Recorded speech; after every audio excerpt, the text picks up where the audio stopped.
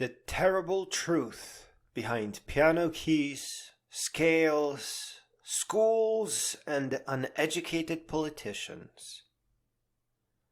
People are tricked into thinking that music theory is required for making music, and schools deliver music theory as a single, indivisible blob.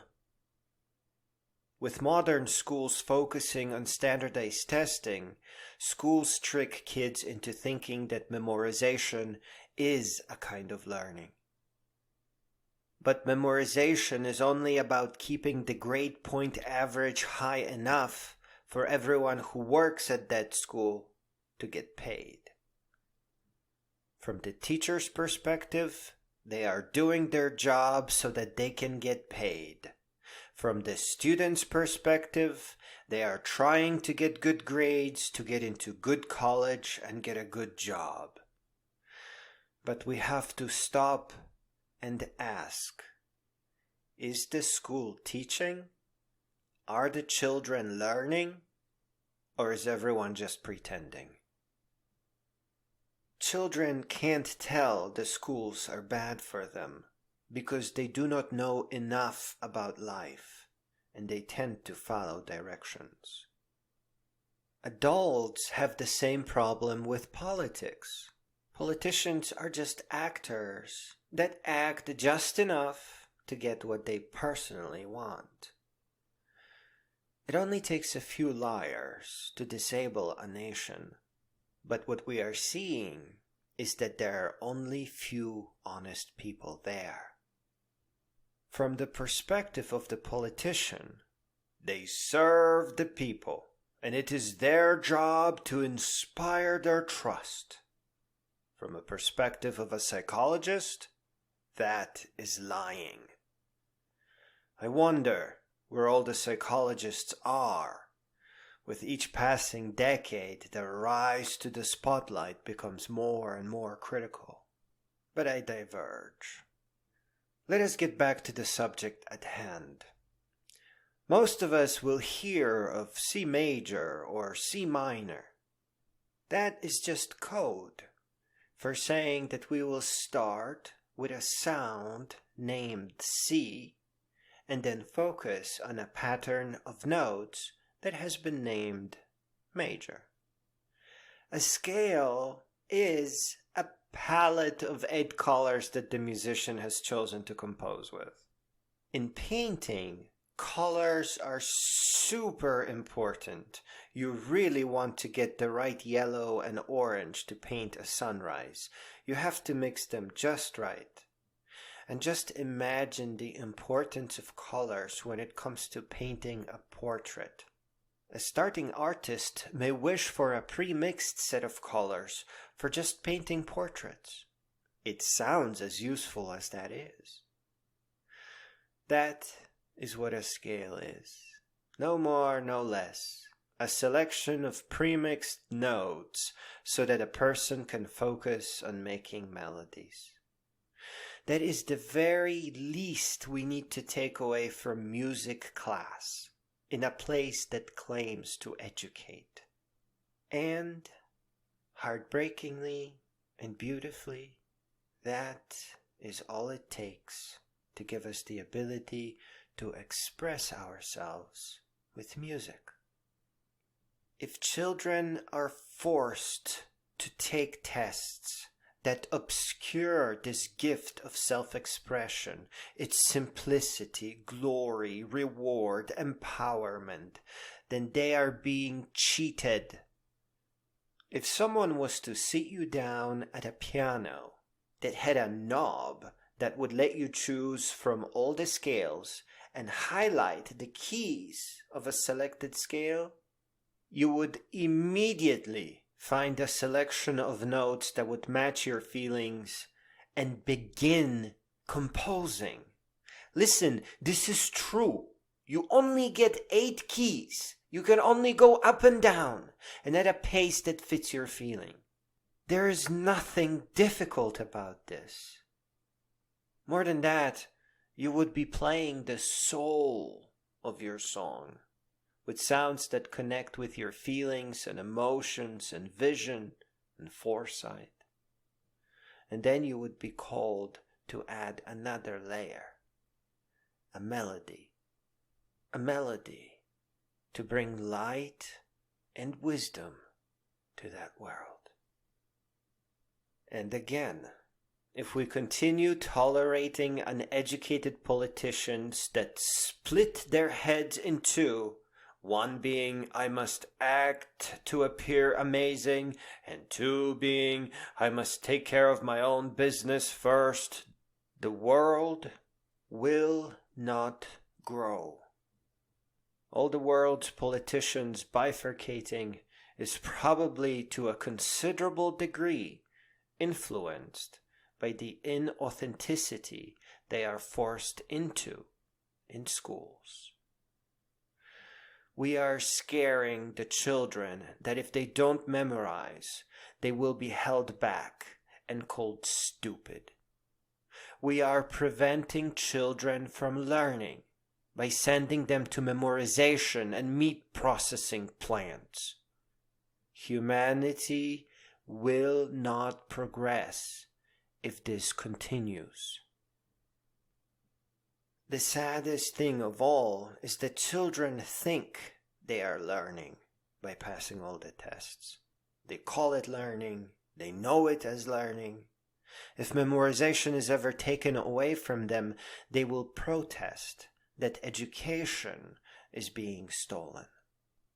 Some kids do figure out that they can't be creative and must instead perform this ritual of memorization.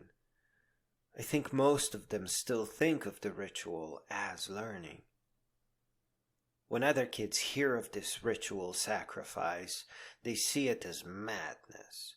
In their minds, it sounds like you can't be creative after you get good grades for music class. Children are trying to figure this out, but they can't. They don't have enough experience. To the person who senses that they must sacrifice their unique creativity to get good grades, we must say, if you do that, then our world will die. What makes a person unique and creative must be protected and developed.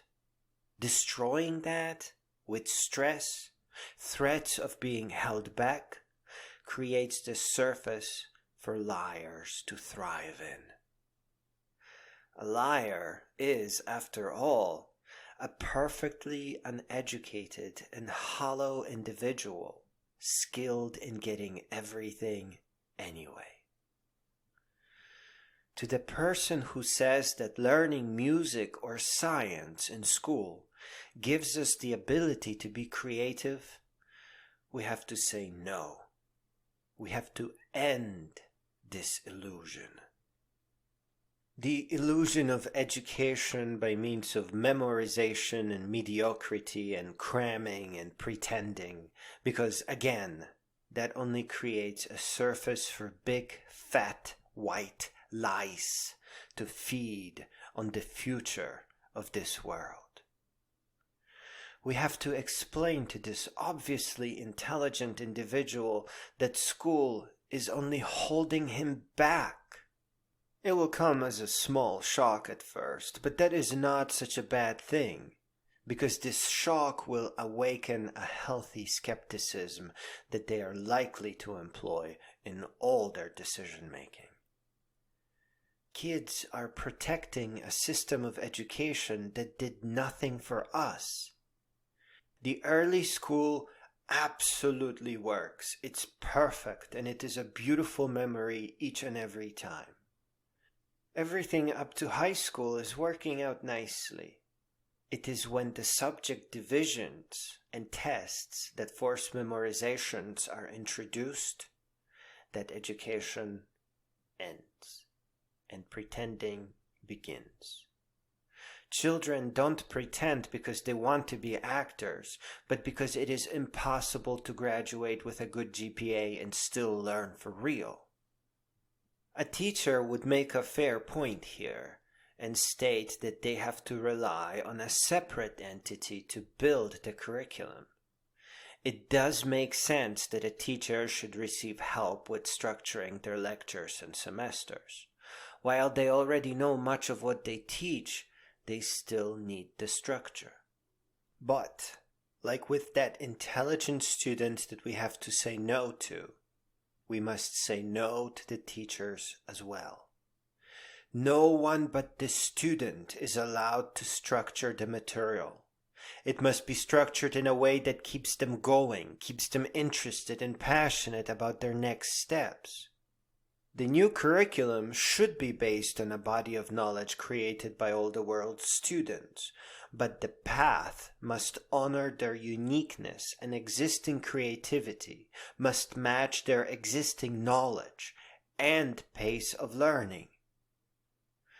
Both politics and education can be greatly improved with interactive visualizations and infographics. Just like a student should know where their path will take them, a voter should be able to see and comprehend the results of their vote. No one should vote blindly. Students should not be graded. They are still learning life. And in the new schools, they will be learning the correct things at the correct pace. But politicians do need grades once they begin serving. Furthermore, the voters should base a lot of their decisions on the unique history of the politician's education. A decades-long, open and ongoing history of curiosities and achievements built by a political candidate in the new school will prevent liars from entering positions that are meant for true leaders of future generations. A musical scale is just a selection of a few colors that the musician pre-selected to paint their feelings with in a song they sat down to compose. A real school would make you a musician in the course of a day. We are meant to learn for real.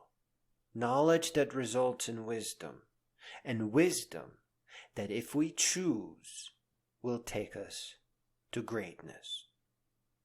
Let us take no sides when it comes to the future of humanity.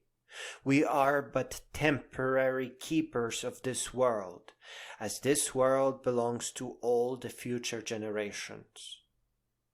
There is no place for inauthenticity here. Let us say no to make-believe education, and let us say no to uneducated actors in roles of self-serving leadership. Let us honor all the future generations by creating real schools that provide meaningful and personalized education.